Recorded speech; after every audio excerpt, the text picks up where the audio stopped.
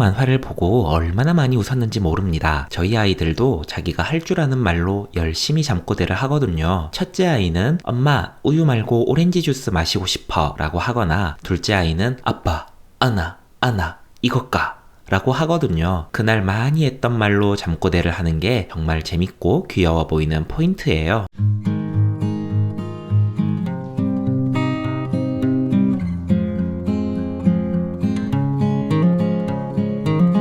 안녕하세요. 북극 서점에 오신 걸 환영합니다. 곰사장입니다. 오늘 아무 말이나 해볼 책은 난다 작가님의 거의 정반대의 행복입니다. 이 책은 작가님의 임신과 출산, 그리고 아마 약 4년 정도의 육아에 관한 에세이예요. 임신, 출산, 육아의 어려움도 솔직하게 이야기하고 있지만 아이를 키우는 행복, 부모가 되어 성장하는 나의 모습을 모두 그려내고 있습니다. 이 시기에 계신 분이라면, 혹은 이 시기를 거쳤던 분이라면 참 많이 공감하며 읽으실 수 있을 것 같습니다. 그리고 그냥 가볍게 읽으셔도 참 가슴 따뜻하게 읽으실 수 있을 것 같아요. 하루의 일상을 공감 가는 말들로 풀어내는 건 이 작가님의 큰 장점이라는 생각이 들었습니다. 이 책을 읽게 된 이유는 친구의 강력 추천 때문입니다. 어쩌다가 친구와 책 이야기를 나누게 되었고 자기의 인생 책이라면서 소개해 주었어요. 아직 안 읽어봤다고 이야기하니 다음날 책을 챙겨와선 꼭 읽어보라고 권해주더라고요. 아직 결혼도 육아도 안 한 친구가 어째서 육아 에세이가 인생 책이 되었나 궁금했는데 책을 읽어보니 이유를 알 것 같기도 했습니다. 아까 말씀드렸던 꼭 육아를 하지 않더라도 충분히 공감해낼 수 있는 작가님의 문장에 그 친구는 감동했겠죠. 심지어 저는 육아를 하고 있어서 더 크게 감동했던 부분들도 있었습니다. 북극 서점에도 아가곰들이 둘 있습니다. 연년생이에요. 15개월 차이가 납니다. 첫째 아이를 낳고 손주를 처음 안아본 어머니의 모습이 쉽게 잊혀지지 않습니다. 사람이 어떤 보물을 마주쳐야 그런 표정으로 바라보게 될까요? 오셨던 한 주 정도는 어머니가 아가를 직접 씻기고 먹이고 재우고 하셨어요. 아이 얼굴을 보고 있으니 계속 힘이 솟아난다를 주문처럼 말씀하시면서요. 따로 가르쳐 드릴 것도 없었습니다. 우리 아가가 먹는 분유는 물 60ml에 분유 2스푼만 넣으면 된다는 걸 말씀드리면 됐어요. 그 외엔 샤워시키고 달래고 놀아주는 건 오히려 어머니께 더 많이 배웠던 것 같습니다. 명절 때 오셔서도 불면 날아갈까 안으면 부러질까 금이야 오기야 손주만 보다가 내려가셨어요. 둘째 아이를 낳고는 잠깐 육아를 도와주실 이모님과 함께 했었습니다. 아내의 조리와 저의 이직이 겹쳐 정말 쉽지 않은 기간이 있었거든요. 다행히 시의 지원금도 있어서 경제적으로 부담도 없었고 정말 좋은 분이 오셔서 크게 도움을 받았어요. 하지만 이모님의 고용 기간이 끝나고 어쩔 수 없이 어머니께 육아를 부탁드려야 했던 기간이 있었습니다. 너무나 다행히도 어머니께선 흔쾌히 도와주신다고 하셨고 둘째의 출산을 무척 반겨주셨습니다. 둘째가 태어나기 전에 하시던 말씀엔 당신의 마음엔 장손이 최고다라는 뉘앙스가 있었어요. 하지만 정작 둘째가 태어나고 나선 갓난쟁이를 직접 돌보셔서 그런가 둘째를 엄청 예뻐하셨어요. 둘째가 태어나기 전엔 그래도 형아가 더 똑똑할 거다. 그래도 형아가 더 큰 사람이 돼야지 라고 지나가듯 말씀하셨다면 요즘엔 둘째도 장군감이다. 둘째가 눈은 더 잘생겼다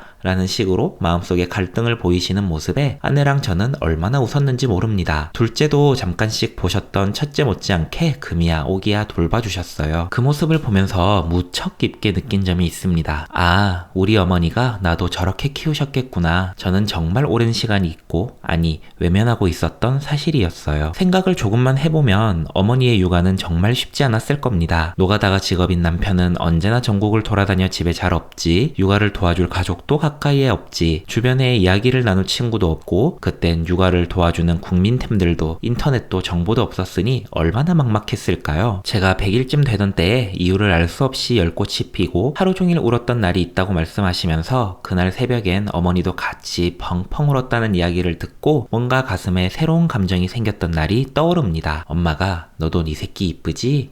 엄마도 네가 너무 이뻐서 한 번은 팔꿈치를 깨물었더니 앙 울더라 라는 말에 새로운 세계가 열리는 기분이었다. 영화 마담 프루스트의 비밀 정원에서 차와 마들렌을 먹은 마르셀이 부모에 관한 왜곡된 기억들을 바로 잡은 것처럼 말이다. 작가님 엄마에 대한 작가님의 서술을 읽었을 땐 그날 제가 느꼈던 감정이 작가님이랑 똑같은 감정이었을 거라고 생각해봅니다. 하지만 그 마음을 이제야 알게 됐어요. 그런 생각을 이제야 하게 됐습니다. 저도 사춘기를 지독하게 알아버렸고 내 가족에게 심지어 미움도 가지고 있었던 데다 대학과 회사에 들어간 이후로는 명절 때나 겨우 얼굴을 비췄으니까요. 가족과 관계가 멀어진 이후엔 다시 가까워질 시간이 없었거든요. 그러다 아이를 낳고 어머니가 아이를 돌봐주시는 모습에서 아버지가 아이를 보고 기뻐하시는 모습에서 마음에 많은 변화가 생겼던 것 같습니다. 특히 둘째 때 어머니가 손주를 너무 이뻐하며 육아를 도와주시는 모습을 보면서는 감사함을 크게 느끼기도 했지만 동시에 어머니도 나를 저렇게 키웠겠구나라는 생각이 들며 마음속에 가지고 있던 내 가족에 대한 원망이 감정으로만 남아있던 부모님에 대한 미움이 뭔가 모두 사라지는 기분을 느꼈던 날이 있었습니다. 아이를 키우면서는 매일 새로운 감정과 행복이 듭니다. 물론 이 또한 사람마다 다를 거라 제 감정을 강하게 이야기하는 게 무섭긴 하네요. 하지만 단언할 수 있는 건 아이를 키운다는 건 정말 보통 어려운 일이 아닙니다. 하루에도 몇 번씩 자신을 내려놓아야 하고 몇 번씩 내가 어른이 되어야 한다는 다짐을 다질 때가 있습니다. 우리 어머니도 저를 그렇게 키웠을 거란 사실이, 제가 우리 어머니의 온전한 기쁨이었을 거란 사실이, 27살 어머니는 당신의 모든 시간을 저만 보고 있었을 거란 생각이 제게 알 수 없는 행복과 기운을 북돋아 줍니다. 아이를 키우며 정말 많은 행복을 받았지만 저 생각들이 제가 얻은 큰 행복 중 하나입니다. 거의 정반대의 행복에 대한 이야기는 여기까지입니다. 책을 읽는 동안 정말 행복했어요. 가족과 힘든 시간을 보냈던 분들이라면, 아직 힘든 시간을 보내고 계신 분들이라면 이 책을 한번 추천해드리고 싶습니다. 함께 해주셔서 감사합니다. 다음에 또 만나요.